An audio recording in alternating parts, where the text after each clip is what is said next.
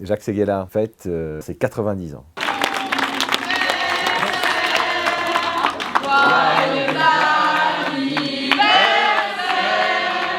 Jacques Séguéla est le plus grand publicitaire vivant, le plus grand publicitaire non pas de France, mais d'Europe ou même du monde. C'est vraiment une légende, une vraie icône dans notre industrie. Il a créé les plus grandes campagnes de communication depuis plus de 60 ans maintenant, 65 ans de carrière. D'abord dans son agence RSCG qu'il avait fondée avec messieurs Roux, Kézac et Goulard. Et c'était le S de Jacques Séguéla, puis qui est devenu Havas récemment. Et Jacques a toujours été une sorte d'âme de cette maison Havas. Même si notre groupe a été créé par Charles Havas il y a maintenant près de 200 ans, en 1835, Jacques aujourd'hui est vraiment l'âme de cette maison. Derrière lui, on se retrouve tous, derrière son sourire, son énergie, sa bienveillance. Et on voulait lui rendre hommage aujourd'hui. On lui a préparé une petite surprise avec l'ensemble des collaborateurs du groupe qui étaient réunis il y a quelques instants devant l'immeuble Havas à Puteaux.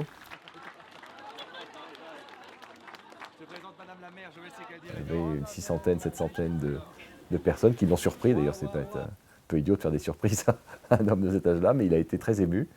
En présence de Madame la maire de Puteaux, Joëlle Secaldi-Reynaud, nous avons inauguré la contre-allée devant l'immeuble Havas, qui s'appelle désormais la promenade Charles Havas. C'est un personnage auquel Jacques est très attaché, il lui a rendu hommage à travers de nombreux livres.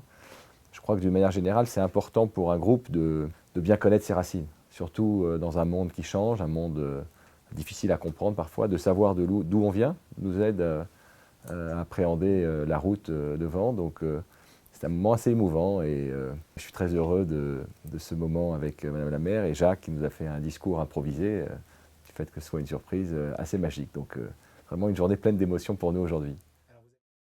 Lorsqu'il a créé le groupe en 1835, c'était un groupe d'annonces de presse. En fait, il a même commencé, Charles Havas, en élevant des pigeons voyageurs. Donc on est en 1835, donc on est très loin de Twitter ou Facebook.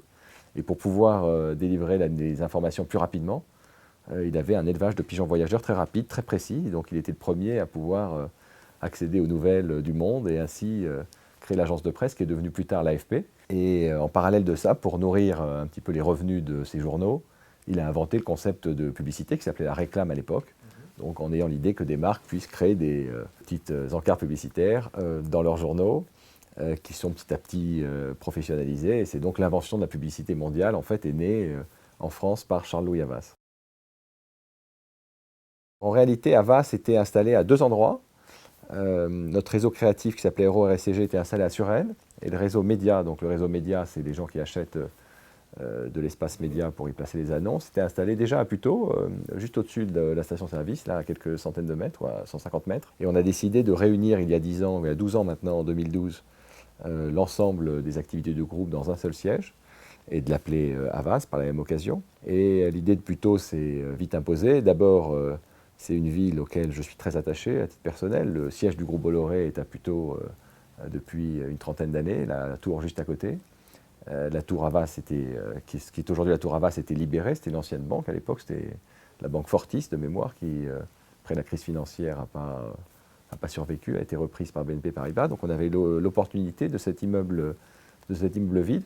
C'est un immeuble auquel je suis à titre personnel très attaché, puisqu'en réalité, c'était l'immeuble qui abritait la société La SCAC, où travaillaient mon arrière-grand-père et mon grand-père. Donc en fait, je suis aujourd'hui là dans cette salle où vous m'interviewez, c'était le bureau de mon arrière-grand-père, le bureau de mon grand-père, le bureau de mon père avait été aussi à cet étage, et donc maintenant mon bureau. Donc je trouve que c'était assez symbolique de continuer de s'inscrire dans cette filiation, cette dynamique, et de pouvoir et avant même projeter. Ouais. Se tenait la société de Dion-Bouton. Et la société de Dion-Bouton, évidemment. Exactement, oui. Puteaux est une ville qui génère beaucoup de success stories françaises. Oui. Bravo.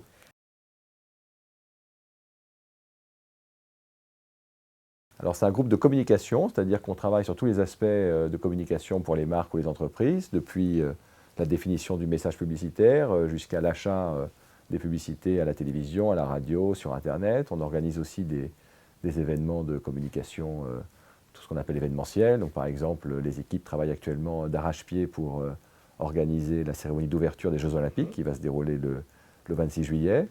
Donc on fait ça à la fois en France, mais maintenant partout dans le monde, puisque le groupe Havas réalise 82% de ses revenus maintenant en dehors de la France, 23 000 collaborateurs dans une centaine de pays. Voilà, donc une activité très large et holistique dans le domaine de la communication et de la publicité. La communication, la publicité, d'une manière générale, c'est vraiment ce qu'on appelle des industries people first, c'est-à-dire où les personnes, les collaborateurs du groupe ont une importance extrêmement forte. On n'a pas d'outils, on n'a pas de chaîne de production. Notre vraie valeur, c'est voilà, nos actifs, c'est nos collaborateurs. D'ailleurs, on se réfère souvent à la famille Havas. On a l'impression de tous faire partie d'une même famille, une famille professionnelle, mais soudée dans les moments difficiles et qui se réjouit dans les moments de joie.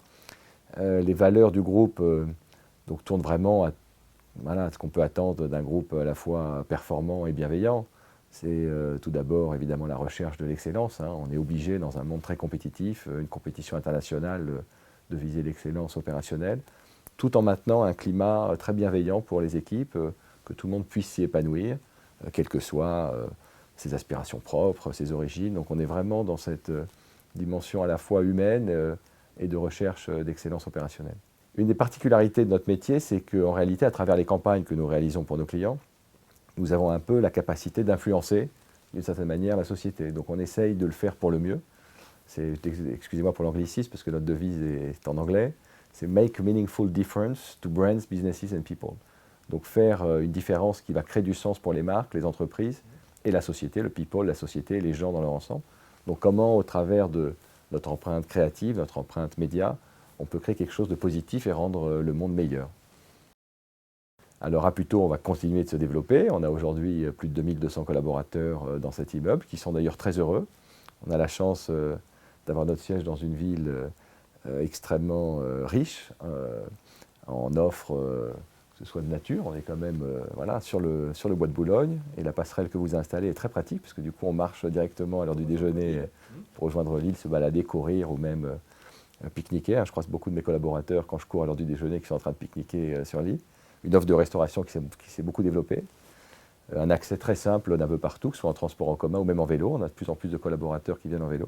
Donc on va continuer d'investir Puteaux. Pour nous, c'est vraiment un point de ralliement très important, un point très central et très pratique. Et pour le groupe, à continuer de se battre, d'innover, de se transformer. Je pense que c'est important de continuer en permanence d'essayer de projeter ce que sera le monde demain pour non seulement s'y adapter en réaction, mais également anticiper et prendre le leadership dans notre catégorie de business. Donc on peut se dire que le rendez-vous est pris pour fêter les 100 ans de Jacques Séguéla. Alors, à la fois les 100 ans de Jacques Séguéla dans 10 ans, donc en 2034, mais surtout les 200 ans d'Havas en 2035. Voilà, en 2035, qui sera un grand événement. Et Jacques, qui sera alors âgé de 101 ans, sera à mes côtés pour inaugurer, en tout cas pour fêter le passage du bicentenaire d'Havas. La société. Nous serons là aussi. Merci beaucoup en tout cas. Très gentil. Merci. De nous avoir accordé ces quelques instants. C'est très gentil. Merci beaucoup.